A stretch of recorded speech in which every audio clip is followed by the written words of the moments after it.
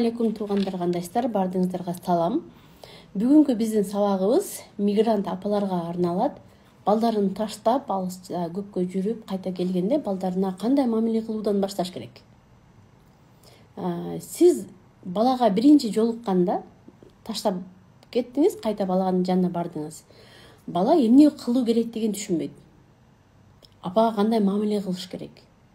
Баланын миынын системасы калыптан элек болгондуктан бала сезимдерди аралаштыра албайт апалар. Ошол эсиңерде болсун. Бала мени карабай койду го, эч кандай реакциясы жок го деп ыйлап калышат да апаларчы.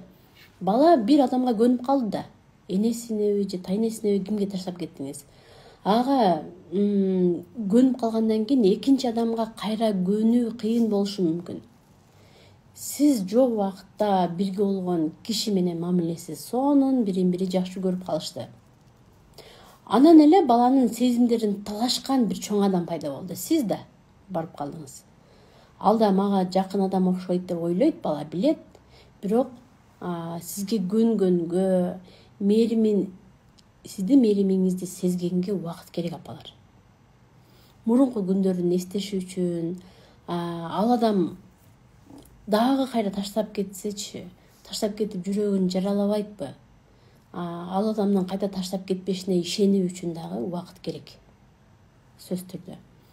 Бир адамга ишенип жакшы көрүп калсам, дагы таштап кетсечи деген ой болот да балада дагычы, жүрөгүм дагы ооруп калсачы деген ойлордон арылганга убакыт керек. Бала чоңоюп калганда баягы сезимдери жөндөмдүү болгондо апага тез эле көнүп кетет. Эгер бала кичинекей убагында таштаган болсоңуз, сөзсүз балага убакыт берилиши керек апалар. Мени карабай койду, көнбөй атат деп паникага алдырган апалар көп да. Жок, паникага алдырбаңыздар. Бардыгы убакыттын өтүшү менен бир орунга келет, калыпка. Бул жерде узакка созулган ажырашуу учурларында балаңыз менен биринчи байланышканда эмне кылыш керек? Сиз жок болгон маалда ким карап калды? Ошол адам менен жакшы мамиледе болгонду балаңызга көрсөтүңүз да. Ошол адамга да айтыңыз, сизди маал менен тез эскертип турсын, сүрөттөрүңүздү көрсөтүп, сиз жөнүндө сүйлөшүп, үнүңүздү угуп, сүйлөштүрүп туруш керек да. Азыр эми видео камералар бар, тез балдар менен сүйлөшүп турушуңуздар керек, унутуп калбаш үчүн. Андан дагы ошол ким баланы карап калды? Ошол адам менен мамилеңиз жакшы экенин балага көрсөтүшүңүз керек. Баланын ишенимине киришиңиз керек.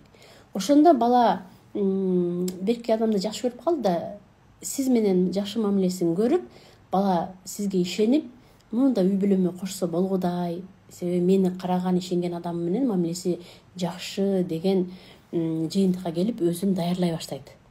Сизге мамилесин жакшы кылганга. Ал үчүн бир кичине эле убакыт керек, чыдап, балаңызды эркелетип, капа болуп, ыйлап, балаңызга мындай терс сезимдериңизди көрсөтпөй туруңуз.